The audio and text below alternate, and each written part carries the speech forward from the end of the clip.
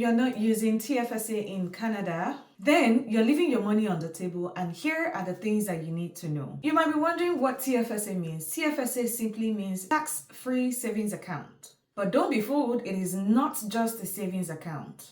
It is a powerful investment tool that lets you grow your money tax-free. Any form of interest, dividends, or capital gain that you earn with a TFSA account equals zero taxes.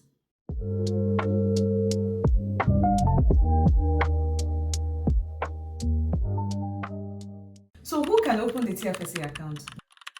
Number one, you must be 18 years and above. You must have a social insurance number.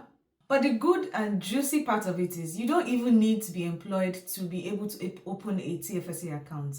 Even students, as a student, you can actually open a TFSA account. How much can you contribute? The 2024 contribution limit was $7,000. But guess what?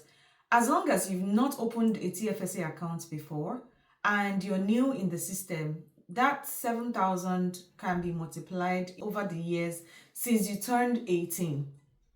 So that's how much money that you can actually save in this TFSA account as an immigrant. Another good thing is the unused bonus can actually be carried forward. So if you didn't save up to $7,000 last year, let's assume you saved 5,000 Canadian dollars last year, you still have 2,000 room in quotes. You still have about $2,000 room to save more. So if you intend to save 10,000 this year, let's assume this year's room is going to be 7,000 and you had 2,000 that you didn't actually maximize last year, then add that to the 7,000, making 9,000. So you can save as much as $9,000 in the year 2025. I know you're already thinking, what else can I invest in as a Canadian or as an immigrant in Canada? You can actually invest in the high interest savings account. That one is good for short-term savings. You can withdraw your money, you can just keep it. But then when you start saving in the high interest savings account, you get a percentage every month. If you did not withdraw your money, you get a particular percentage every month. And this particular high interest savings account, you can also use it to buy your house sometime later. So I'm going to elaborate on this in probably my next video. If you're interested in this particular kind of video, please let me know in the comment section and I'm going to drop it.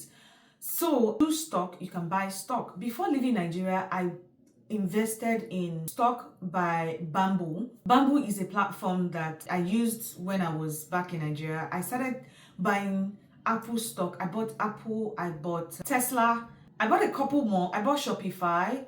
I bought a couple more of this stock, and was the year 2020. And as at this time, I think dollar was at maybe 600. I can't remember, but it wasn't that expensive. I think dollar was like $500. And I tell you, I've of course sold some of my stock and bought new ones. And guys, you see that money you're using to buy wig, you're using to eat, you're doing La Vida Local, you're buying expensive things. Buy or try to invest in stock. It keeps going, it grows and grows, and just keep your money there and don't think about it. If you have spare money that you don't need for a couple of years, you might think, why do I have to leave my money in some place? But please just make sure you invest in stock. Another thing you can also do is investment in gold accessories. I was very late on this one because, bro, I used to be part of those girls that would rather spend small money on the most stupid things. I would rather buy fake bag or fake earrings that don't even look like they are gold. And until I started learning that gold actually appreciates. In fact, I used to have a colleague that would tell me this year I should buy gold. That time, per gram gold was 8,000. I'm talking 10 years ago. Now, 1 gram of gold is about 95,000 naira.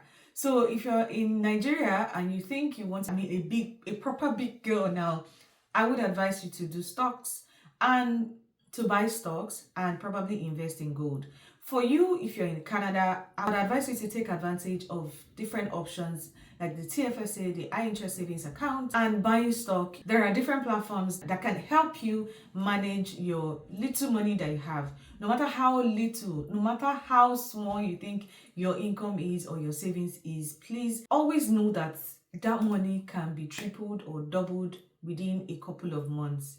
instead of just leaving that money in a normal savings account. Another thing you can also do is convert your Canadian dollars to US dollars. We all know that US dollar, it has more value compared to the Canadian dollars. You can do that. I also do that as well. So you can look at all these things and then just find a way to invest your money. Don't spend your money lavishly. And you can also buy bonds, GIC, and mutual funds. They are safer options and they have lower risk. So if you're looking at this, that's also a very good option for you. TFSA mistakes that you need to avoid.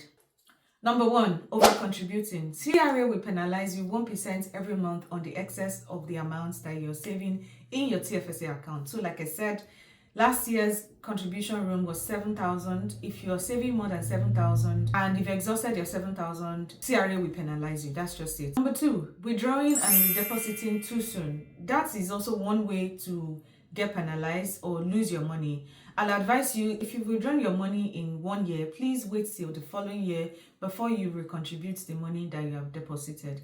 If you have that money back, sometimes if you're taking out money from your TFSA account and you're thinking, I have the money to pay back now, please invest the money in other things like high interest savings account. That's one thing that you can actually use, or one account that you can utilize for your savings. So don't deposit your money too soon in your TFSA. Final, using TFSA like a regular bank account. TFSA is not a savings account. It's an investment account. So you need to be very careful when you're investing your money in TFSA. We have come to the end of this video. If you haven't opened a TFSA account, this is the opportunity to start doing that or start investing your money in different various options that I've mentioned that would help your money grow. And you don't just leave your money in a regular savings account. I would not advise for you to do that.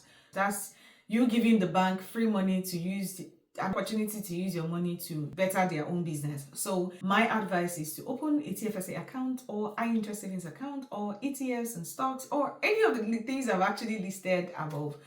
If you found this video helpful to you, please drop a like in the comment section, and I'm going to see you in my next video. Bye.